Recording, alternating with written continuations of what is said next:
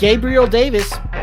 Gabe Davis was wide receiver 54 last year, 35 receptions, 62 targets, 599 through the air, 7 touchdowns, and just under an 11% target share. Guys, your thoughts on Gabriel Davis? He is your big-bodied receiver that Josh Allen looks for in the end zone. Gabriel Davis does a good job of high-pointing the ball and really just creating separation in a tight window inside the red zone. Like he seems to have a knack for it, and some guys have that ability and some guys don't. But this is where Gabe Davis comes in. Is, you know, there's a lot of debate on who's going to be the true number 2. Is it Sanders or is it Gabriel Davis, and kind of back and forth.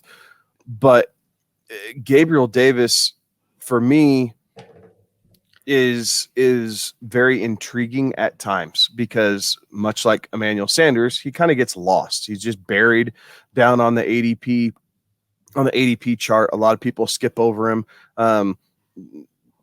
If you're not as fantasy versed, I guess I'll say it that way. You kind of look at that name and go, I don't even know who that guy is. And you just kind of skip over him because people don't really talk about him. But I mean, hell, when 20% of your catches are touchdowns, you need to pay attention to him a little bit because he finds a way to get open. And when he gets open, there's a really good chance he's going to score 6. So he's not a bad guy to have as a deep depth piece, or at least kind of flag on your watch list. You know, if something happens, if Emmanuel Sanders goes down, right? If they cut Cole Beasley, you know, Gabe Davis stock goes up. Like, so he's a guy that I definitely have my eye on. I'm not, you know, hunting him down in the top 10 rounds, but getting later in the draft, especially if you're drafting closer to, you know, the season kickoff and you understand what these rosters are looking like, he's a guy I have a star next to. I'm going to make sure I know where he is on my draft board and the total draft board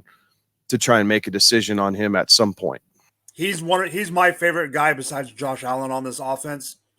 I love Gabe Davis. I liked him out of UCF. I get what Kevin's saying about putting him on your watch list or having, you know, him as a star next to your name just in case something happens with Beasley.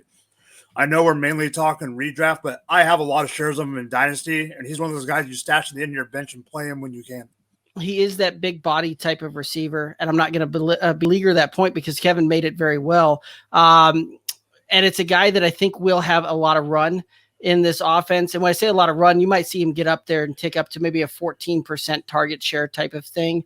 But make no mistake, the offense is going to run primarily through Josh Allen's legs and then through the air with Stephon Diggs, which makes some of these other guys down here a little tough to draft. But where he's going at, when you're talking wide receiver 64 off the board at an overall pick of 172, you're able to throw that dart with kind of that last pick in most drafts.